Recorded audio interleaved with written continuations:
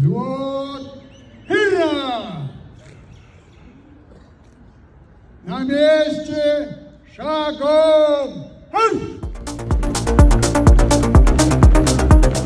Бүгінгі іс-шара Кеңес одағының батыры, Қазақстан Республикасы қарулы күштерінің тұңғыш қорғаныс министрі, нөмір 1 халық қаһарманы, Кеңес одағының батыры, генерал армия Сағадат Қожахметұлы Нұрмағамбетовтің 100 жылдығына орай ұйымдастырылып өткізіліп жатыр.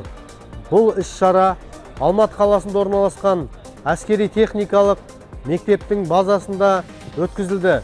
Бұл іс-шараның мақсаты келешек жас буынға Ұлы Отан соғысының батырлары, өзіміздің қазақтың батырларының ерліктерін мадақтап, және де заманауи қару-жарақты үлгі ретінде көрсетіп, жас буынның әскери патриоттық сезімін ояту мақсатында өткізіліп отыр.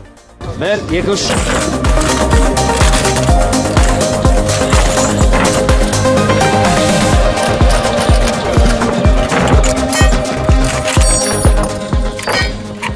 Біз әскери техникалық мектепке ашық есік күніне келдік.